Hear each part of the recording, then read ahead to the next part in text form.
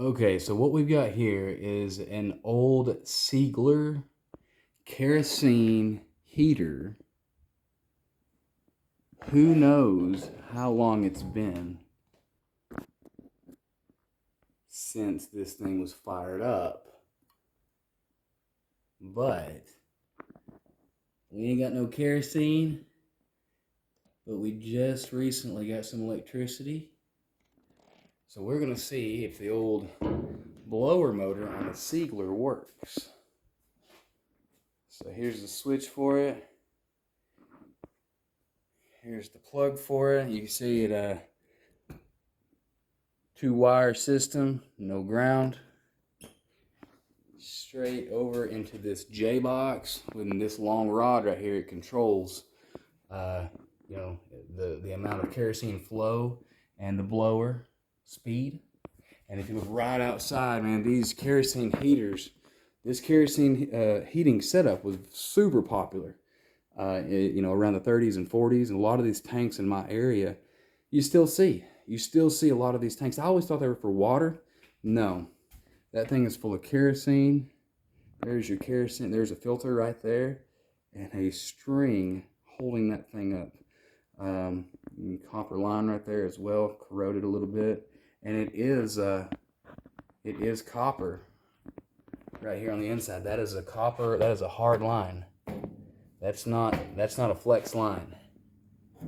This day and age, you wouldn't really see that. That would be some sort of armored, flexible cable, or rubberized. It'd be a rubberized cable, so they do be a little bit safer. But anyways, let's fire this thing up and see what happens. Here's the motor bit for it. Let's see what happens. Let's see. First selection is the pilot. Obviously, we're not too worried about that. I hear it.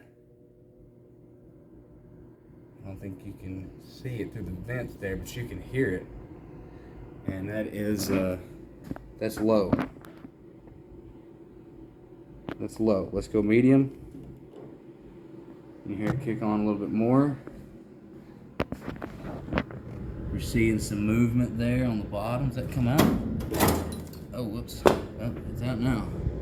Let's take it up to the next speed. High. So, look at that thing. And I'm pretty sure, no, I'm wrong. That is actually some sort of temperature. That's your temperature gauge right there, temperature sensor, prime, electrical. Cool, man. So, switch is still working. I just love this mechanism. The way the rod is so long. And it goes right through the J box and into the kerosene reservoir. I love the ingenuity. I love it. I love it. So, a little back history on this house. Check this kitchen out. Not much of a kitchen. This house was an employee workhouse for the area of Oak Ridge. That's all I really know. And it was brought here to this location, which is about easily 80 miles away from Oak Ridge. Now, were they there building the factories for the Manhattan Project? I don't really know, but super cool project because it wasn't even built here. It's sitting on a foundation, barely. This right here is what I'd like to call the first ever 4-inch can light. And we're going to remove this J box here to reveal that piece. I'm not sure what that piece was, but very cool. Not legal these days. We're just gonna stick that box right up in there like it's supposed to go and shut the cabinets. All right. Every light in the house is pull string and has this raceway here with a little bit of a beauty ring right before the fixture's mounted. So, same thing over here. You can actually see the way this wire travels. It travels behind this piece of wood. This piece of wood doesn't belong here. It goes over here. Here's your switch. And then instead of working all the magic in the switch like we would do in modern times, they have brought their joints up to here. Not safe, not legal. It will have to be fixed. Over here, we did a little bit of renovating, and this is where, yeah, this little house had 3 fuse boxes. Keep in mind that the old fuse boxes only had about 4 spaces in them each. And a couple of those spaces may be occupied by a 240 volt circuit, such as your stove, or your water heater, your dryer, or your well. Not legal. Not legal.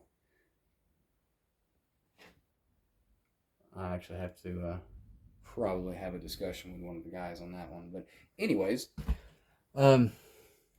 not too sure what this larger gauge cable is. Actually, for it to be such a thick jacket, man, looking like a snake over here. It's got, those look like 10 gauge wires. So maybe maybe.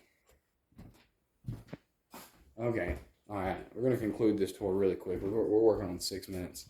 Small bedroom. Okay, hold on. Antiquer, left by previous owner. Oh man, love antique stuff. I love the ingenuity of the old days. Honestly, I can't wait till we get back there. And what do I mean by that? I mean, like, I cannot wait to get back to the olden days where things were so much more simpler and ingenuity thrived over digital technology. That silver cover you see there is actually the wellhead. And then the filters and the pipes go into the well house there. Odd how that worked out. Oh, this bathroom. You don't want to know about this bathroom. Oh man. External exposed pipe there on that. Probably just for a vent there. Concrete floor in the shower. Tasty. Ooh, I like all this nasty looking soap here. And this week on our episode of Hoarders. Another small room here. One thing an employee of mine pointed out is this was probably the girls' room, given the curtains, and then this was probably the boys' room, given the curtains, or sewing room, whatever. And it's a beach scene. I just noticed that. We are so far from the beach. Y'all don't even know. Okay. All right. Small porch, ramp for the disabled. Right there is your old service drop that we had to get rid of. It's so old, man. You would not believe it. And then here's our new service that we installed a couple weeks ago. Drop from the transformer right there.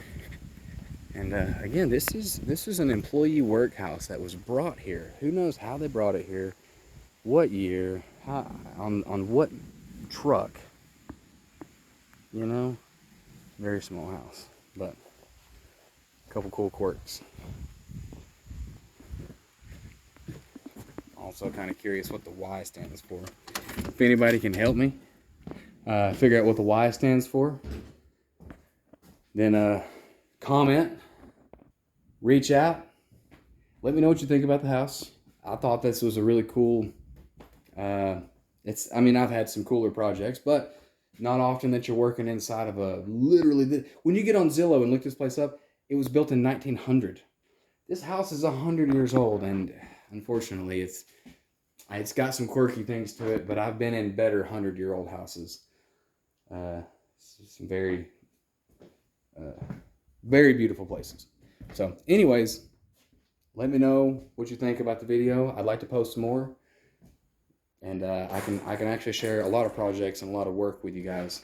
I'm an electrician. I do it daily, and can answer any questions you got just about. Thank you guys.